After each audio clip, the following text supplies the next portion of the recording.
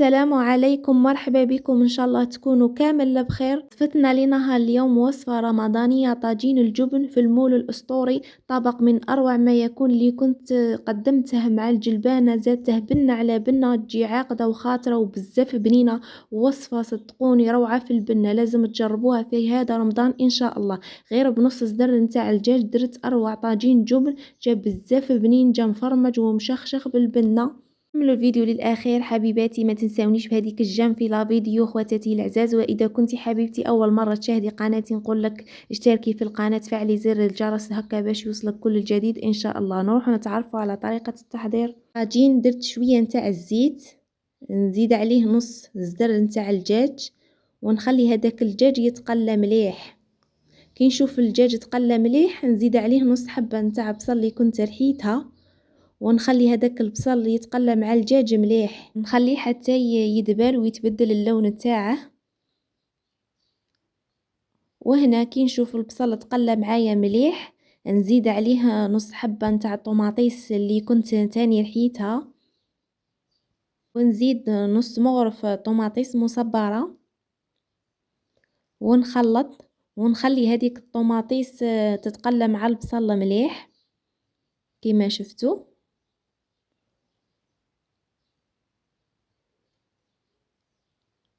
ومن بعد نزيد عليهم هذيك الجلبانة اللي كنت غسلتها. وهنا الجلبانة ديروا على حساب أفراد العائلة تاعكم.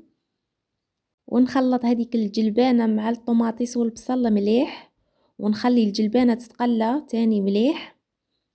ومن بعد نزيد عليهم شوية نتاع فلفل عكري مع فلفل أسود، ونخلط ونخليهم يتقلاو مليح. لازم تخلوا الجلبانة تتقلى مليح باش تعطينا البنة.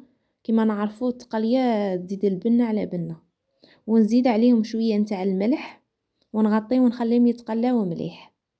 وهنا كي تقلت معايا هذيك الجلبانة مليح نخلط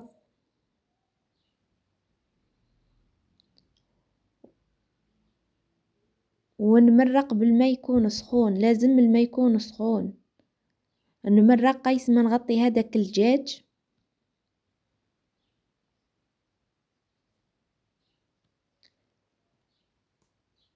ونبلع ونخلي هذيك الجلبانة طيب مع الدجاج مليح على نار متوسطة، نخليه حتى تعقد المرقة كما شفتوا. وهنا كي طاب معايا هذاك الدجاج وفتته كما شفتوا، نزيد عليه زوج حبات نتاع البيض مع فرماج اللي كنت قطعته على شكل مربعات، ونزيد مغرف نتاع الفرماج ثاني نتاع البيدو.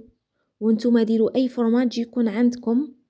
كما نعرفوا طاجين الجبن يبغي الفرماج بزاف. وزدت عليهم شويه نتاع الملح مع شويه فلفل اسود. ومن بعد نزيد ربع كاس نتاع الحليب. وهنا تقدروا في بلاصه الحليب ديروا لاكريم فريش اللي هي كريمه الطبخ. ونخلط هذاك الدجاج مع البيض والفرماج مليح كما شفتوا.